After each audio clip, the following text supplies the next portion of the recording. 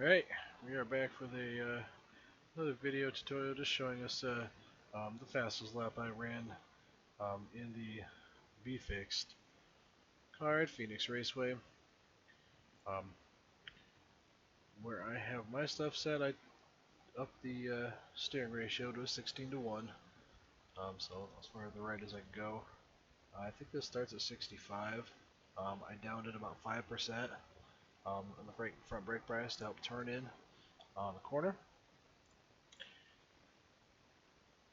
Now, by all means, my lap was not the fastest. That was run, but we'll show you what I ended up doing. The start finish line is way back around the other side of the track, so it's gonna take us a little while to get around there. I wasn't driving it too hard to put a lot of heat in the tires yet. I'm gonna wait till we make our entrance into on a 4 up here.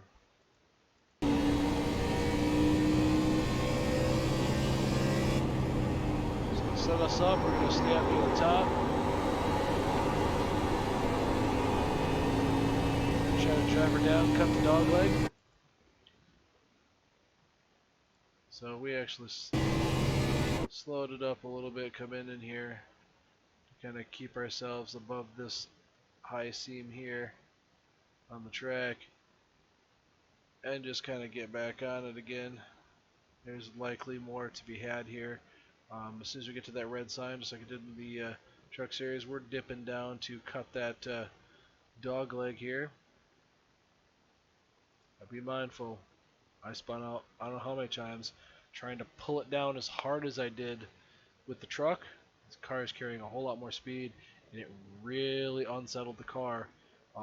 Taking those the transitions from the banking to the not banking. So if you try to take it harder, I would definitely let off the throttle just a tiny bit to be able to make it in there, because I was just full throttle and you get unsettled the car and you just broke loose and you were going for a ride. So we're going to come back onto the track and the transition back up onto the track.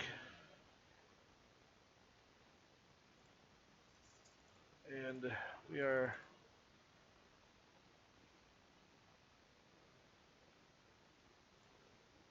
last cone on the wall with the middle pillar on your on the car here, somewhere right about that cone.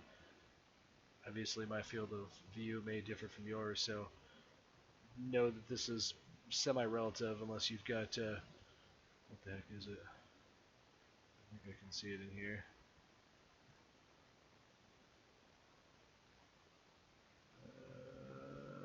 113 degrees field of view based on measuring my distance from my face to the monitor and the angle of the monitors and such on my triple monitor setup. So somewhere about this cone, we're gonna let off the throttle, start braking. We are already turning. You can see the wheel is already kind of at that angle. So we're coming up as close as the walls we can get and starting that turn in with light braking to get us in there.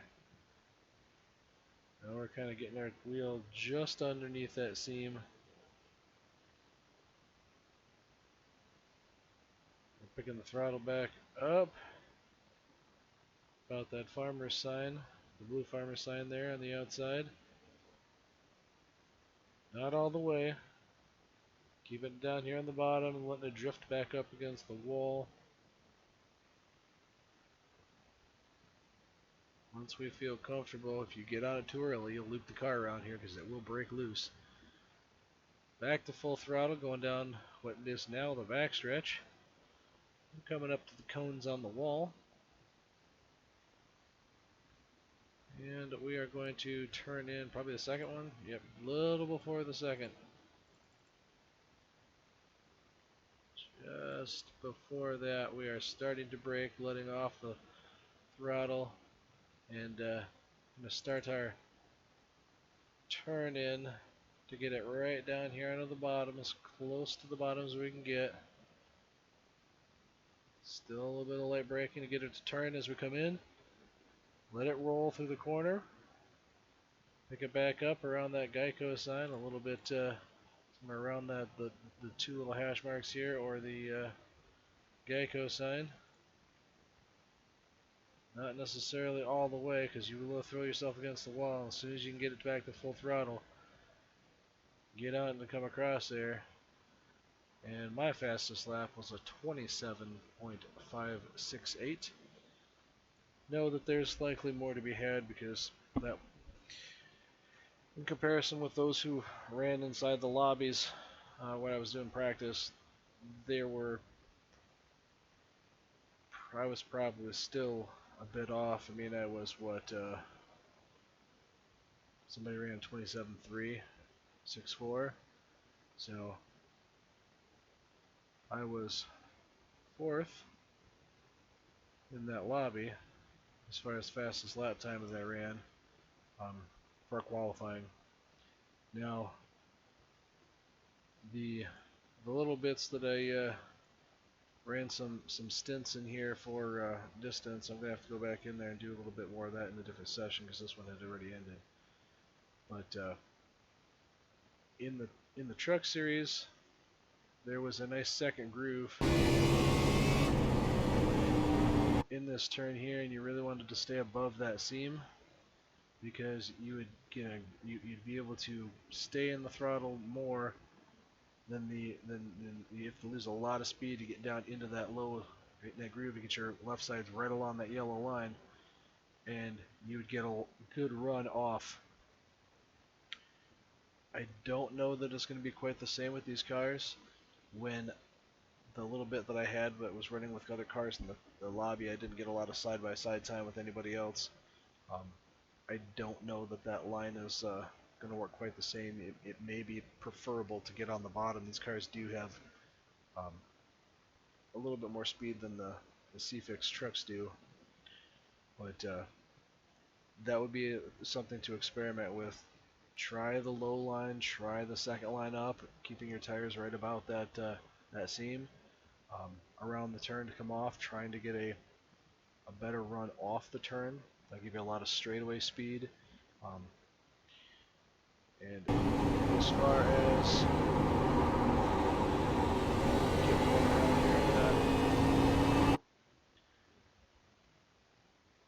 as we get down inside here, it was potentially preferable to really dive down to get right up on that yellow line going around the bottom down here, right when you get to this pit wall, and just kind of light brake pressure to get it to turn, get it down to that line to lose enough speed that the car will really kind of set in the corner, and then kind of try to get on it and drive it up against the outside of the turn here, and really kind of get it up in that higher groove coming off the top up there. As always, be careful with taking the dog leg.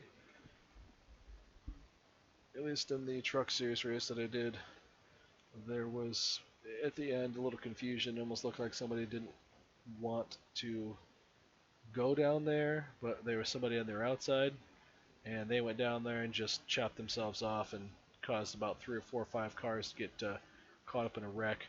When I started, I stayed up here. Most everybody dived down to the dog leg in the trucks, so I just stayed along that yellow line, trying to make sure that I was giving them the room. I didn't want to get taken out that way, and especially with the re-entry over here, it comes up, takes you out, and then you get into a wreck coming into turn 1.